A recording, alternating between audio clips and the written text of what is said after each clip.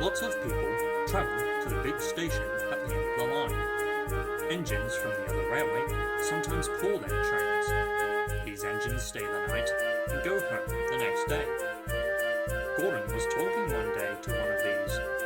"When I was young and green," he said, "I remember going to London. Do you know the place? The station's called King's Cross." "King's Cross?" snorted the engine. "London's Euston. Everybody knows that." "Rubbish," said Duck. "London's Paddington.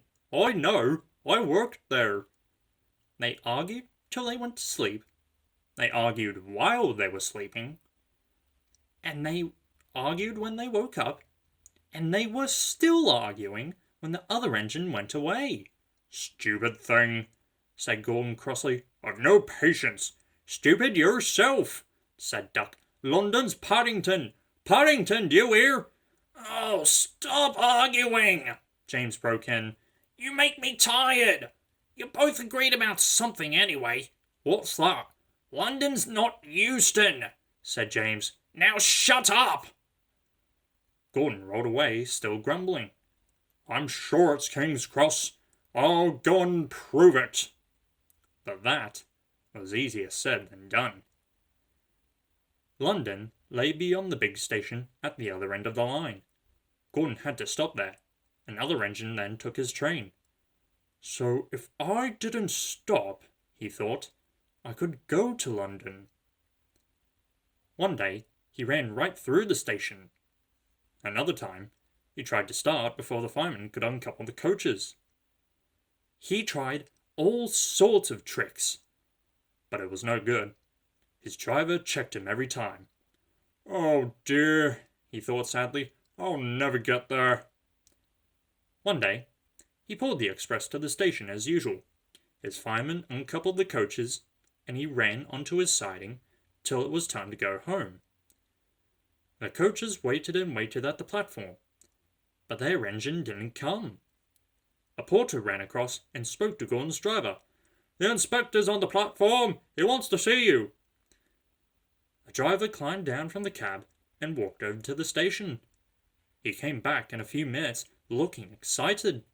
"Hello," said the fireman. "What's happened?" "The engine for the express turned over when it was coming out of the yard. Nothing else can come in or out. They want us to take the train to London. I said we would, if the Fat Controller agreed.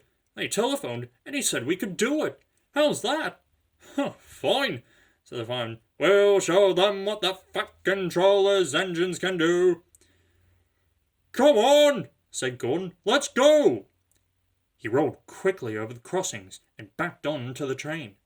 It was only a few minutes before the guard blew his whistle. Gordon thought it was ages. "Come on! Come on!" he puffed to the coaches. "Come on, come on, come on, come on, come on!" "We're going to town! We're going to town! We're going to town!" sang the coaches, slowly at first, then faster and faster.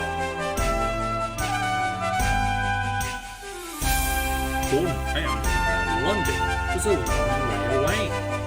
"Never mind," he said. "I like a good long run to stretch my wheels." But all the same, he was glad when London came into sight.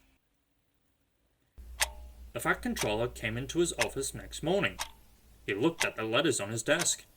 One had a London postmark. "I wonder how Gordon's getting on," he said.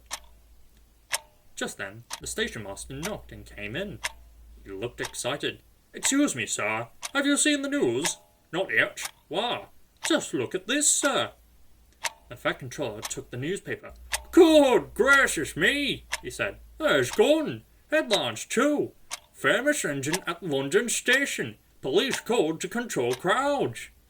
The Fat Controller read on, absorbed. Gordon returned the next day. The Fat Controller spoke to his driver and fireman. "I see you had a good welcome into London." "We certainly did, sir. We signed autographs till our arms ached.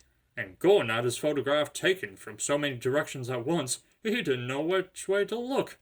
"Good," smiled the Fat Controller. "I expect he enjoyed himself. Didn't you, Gordon?"